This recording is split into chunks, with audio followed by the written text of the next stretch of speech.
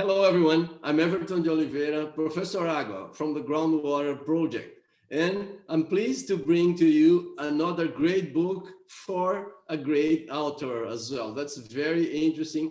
I loved reading the book, and so much information that JAC Vandergan is our guest today put in that book. It's a great job. You cannot miss the book. It's going to be for free. It's a great material for all hydrogeologists all over the world. So JAC is a Dutch groundwater hydrologist and a water resources specialist graduated at Wageningen University in the Netherlands. He has employed successfully by a Dutch water supply company, WMG, VELP, UNOTC in New York, and research and development organization TNO in Delft, Utrecht. He was the founding director of the International Groundwater Assessment Center. That's a very good thing, the IGRAC. And since then, he's mainly active in groundwater-related projects of international organizations. He has held resident positions in Bolivia, Yemen, and Paraguay, and carried out numerous short missions in Asia, Latin America, Africa, and Europe. Very good. Quite impressive career. Congratulations. From the beginning, how have you got interested in water and then into groundwater? Was it a chance, fate, or both? Please tell us the whole story. Welcome, JAC. And congratulations again for your great book. Thank you very much. Yeah, chance or fate. I think there is quite a component of fate in it. I lived in my youth. I lived in a rural area along the banks of one of the branches of the lower Rhine River in the Netherlands. And it's an area full of water, not only full of water, but also full of water management. And so it is not such a surprise that I was inspired by these conditions to become interested in water resources management and so on. And so I decided to study soil and water engineering and hydrology in Wageningen. Those days at Wageningen University, there was a lot of activity on rainfall runoff modeling, which was a very interesting subject. Involving also a lot of field work because you have to calibrate your models, but also these were kind of analytical models with recursive elements in it, and so especially these recursive elements, they produced a lot of they made a link with groundwater, with base flows. And so I became also interested in groundwater because groundwater, except for the very shallow one, was still a mystery for me. So I decided to take also a minor in hydrogeology, and I enjoyed it very much. At that time, especially where quite a lot of pioneers writing textbooks that were really marvelous, like Todd, Schiller, Castagny, and Davis and Louise. So I enjoyed very much these books because they were supplementary to what I could see in the Netherlands, because from a certain point of view, the Netherlands is not showing a lot of diversity in hydrogeology. So I found it in these books. But I was also looking forward to see more in reality. And so after graduating, I, in all my jobs, almost all my jobs, groundwater and aquifers were a very prominent component. Very interesting. And then a globetrotter. How was the experience of living in different countries, and how this experience helped shape your life and a view of groundwater in a big picture? Because you have this impressive big picture of groundwater all over the world. So how was that experience?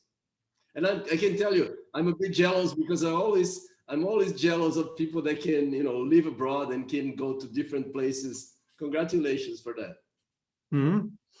Yes, I think it was a privilege to be able to go and work and live in different countries. It's a real experience to be in different countries because you enjoy differences, diversity, etc. And both from the personal perspective, because living in other countries, other societies, other rules, that's exciting. But also from the hydrogeological point of view, you can see a lot of things. And each country and each part of the country, you see different things. And it's a joy to observe it and to be able to contribute to exploring it, studying it, etc. So I enjoyed it very much. Also, what you could see, the interaction between the physical systems and people. Of course, behavior of people in part depends on the physical conditions, but it depends on much more. And so you are surprised. You cannot imagine how many different ways there are of people to deal with groundwater, or to ignore groundwater, or to govern the groundwater. It's really nice to be able to see that in different countries. I enjoyed it very much. Very good. And how that helped shape your view of groundwater in the big picture then? Yes, of course. Yeah, looking at the big picture, I would say all these small experiences I had in different projects and different visits, they are like jigsaw pieces you can put together, and then together they give a better picture of, let's say, larger areas, larger systems, and even, let's say, an attempt to overview worldwide patterns and behavior. Very nice. So I see your book. You produced an amazing book, starting from the cover. The completely painted with aquifers from all over the globe. How did you come up with this topic? The idea for the book. How difficult it was to put together this much information? Yeah, of course, this information, little I have contributed myself. It is the work of many people who have been writing about hydrogeology, about groundwater. And we are lucky in this period to have easy access to so many sources of information. And so for this book, I downloaded more than 1,000 papers and reports, and could make use of all the knowledge that other people had collected. And there are so many who did such kind of jobs. And so my contribution was only trying to study it, to collect it, to study, to analyze, compare, and then selecting what I thought might be useful for students to see in this introductory book to large aquifer systems. Very it's a good. matter of just spending time. And that's also because, time well spent, for sure. Yeah, because before I had already some ideas when I was writing together with Jan Baga the book on groundwater around the world. It also includes a very small piece on mega aquifer systems.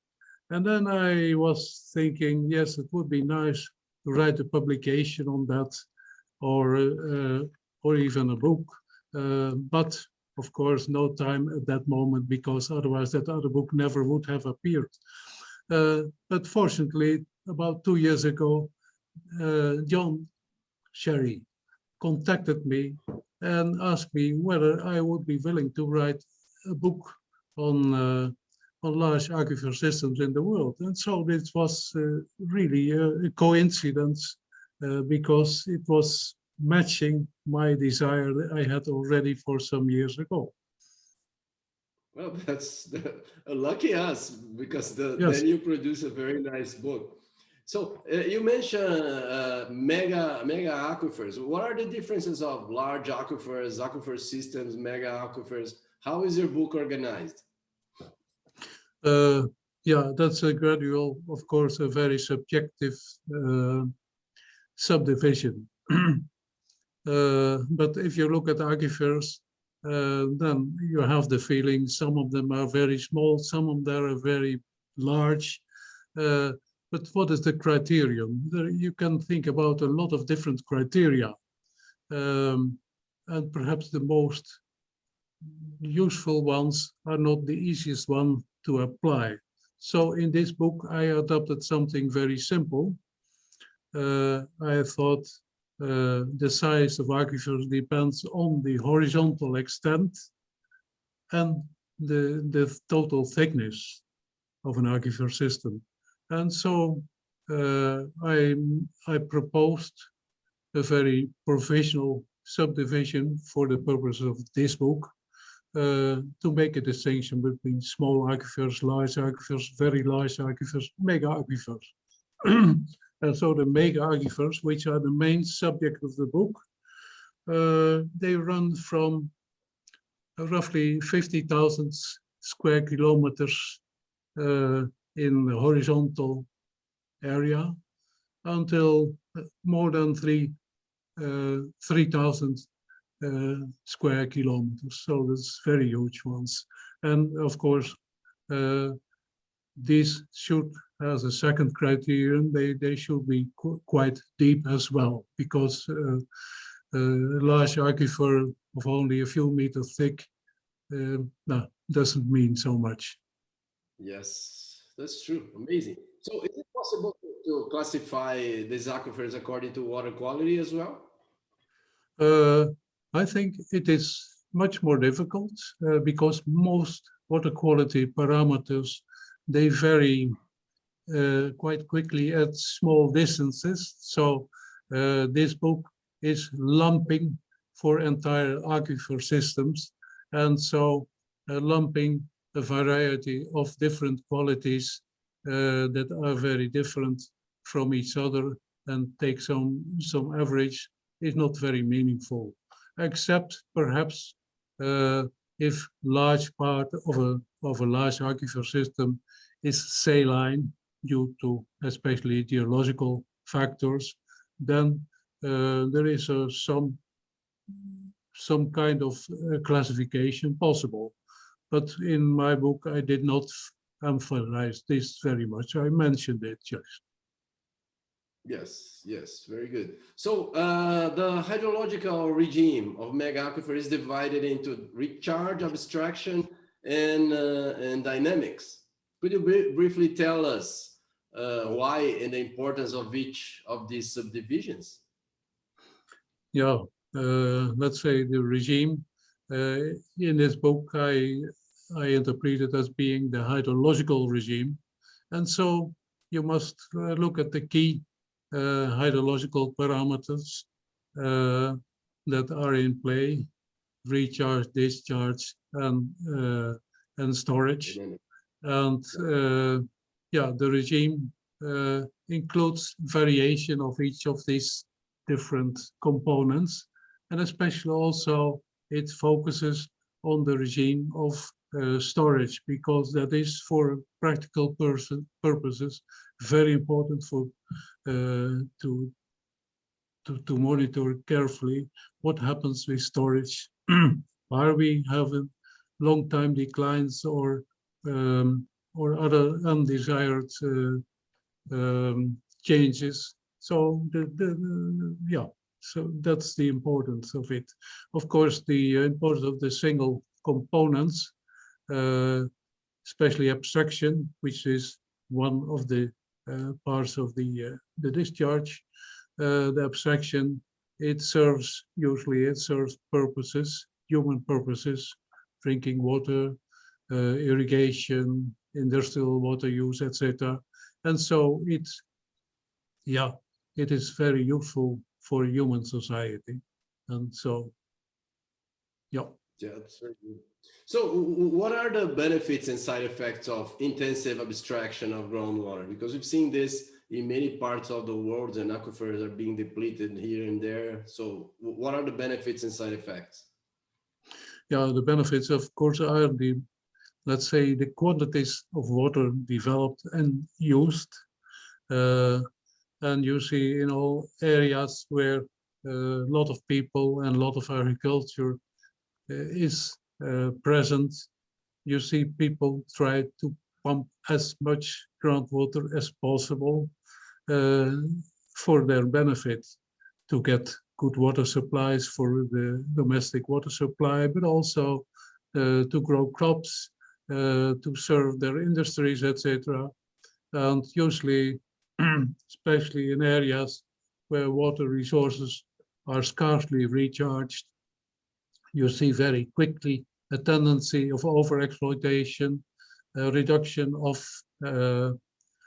of storage, declining water levels, and then you start having a lot of different problems that should be controlled in one way or another.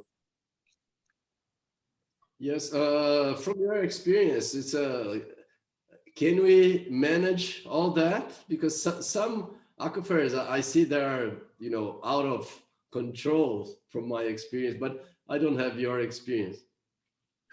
I think it's difficult to manage, but we should attempt, because future generations should not suffer from our misbehavior. And so it is a mission for the whole humanity to take care of governing groundwater resources wisely.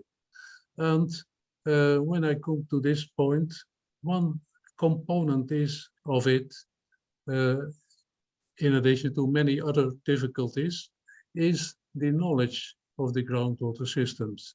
If you are not aware of what happens, then you don't care of controlling it. And so that is one of the missions that also was the motto of the World Water Development Report of 2022, groundwater, making the invisible visible. And that is especially true because governing and managing groundwater resources, it needs concerted efforts, and especially support of politicians. It needs a lot of money. It needs a lot of agreement between people making their own personal preferences minor compared to the common good. But then you must have some visibility of what happens there, what is there, what happens.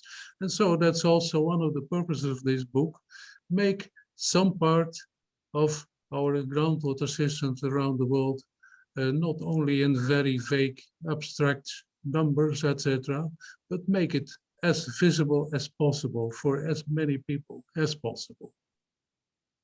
Yeah, in my experience, I guess you have a good way to do that. Your book is very, very impressive to me. So what is the main gain or conclusions we have from this beautiful overview that you presented about large aquifers? Yeah, what we can conclude is that a large part of the huge groundwater reserves on Earth are present in only 37 large systems. So that's, we can see now really where this is a very precious resource, groundwater, fresh groundwater, but we see now where are the, let's say, the hotspots where it is present and where we should be especially very careful to preserve and govern the groundwater resources. So that is one, again, is making the invisible visible. So this is important. It's an important thing to realize. Yes. I agree with you. I agree with you. So I would like to thank you very much for your amazing book. I recommend to anyone who's watching us here that you should read the book, or you should download the book to have it as a reference companion, because you have so many good information there that you can compare to your country, to other countries. It's such a marvelous, summary that JAC has done in this book. It's it's a lot of work. He's being very humble here to mention that it was just time. It's not only time, it's experience, and experience it's not easy to have in such large aquifers. So he's done a great job. Congratulations, JAC. Please make your final considerations. Yeah. Yes. Perhaps some final comments. These aquifers are very big, and nobody ever will be able to explore them completely. And so several of them are more or less terra incognita still, not very much explored. Other ones have been explored by many scientists, but still a lot of questions remain. They are so big, these aquifer systems, that you never will succeed in knowing them very carefully. And so you have to take into consideration that there is always remaining a lot of uncertainty. So you need also to monitor what happens to be not surprised by unexpected, undesired impacts. Yeah, that's very important. Another important thing to realize is that many of these systems, because of their sheer size, they are extending into different countries. So water resources management and groundwater management and governance is a complicated thing, because so many different groups and parties and interests are playing a role. But if you're crossing political boundaries, it even becomes more difficult. And so that's also why the last tens of years, quite some attention has been paid to the subject of transboundary aquifer management. And especially these large aquifer systems, transboundary agreements, transboundary cooperations is very essential. Then, because of this large size, in practice, managing the aquifer is not managing the entire aquifer. No, you are managing pieces of the aquifers, because the small pieces of the aquifers are big enough for being managed. But let's say the overall view of the entire aquifer enriches your vision on what is going to happen. It gives some additional boundary conditions to your management and your governance activities. Very nice, very nice. I loved your saying that. Very, very good. Thank you very much for participating in the groundwater project and offering us this very nice book. I'll make a big effort to make your book, reach to every part of the world, and people will see themselves in your book. Hydrogeologists is very interesting. I saw myself there already. So thank you very much for a job well done. Congratulations. Thank you very much. It was my pleasure. Thank you. Bye.